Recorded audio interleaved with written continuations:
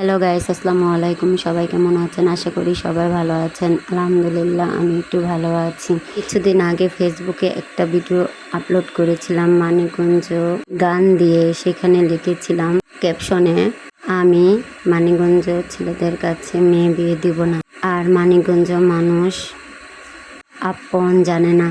এই ভিডিও ছাড়ার পরে অনেকে মেসেঞ্জারে এসে অনেক কিছু বলে, আপনি মানিকগঞ্জের বউ হয়ে কেন এ কথা বলবেন? এটা আপনার কাছে আশা করি নাই।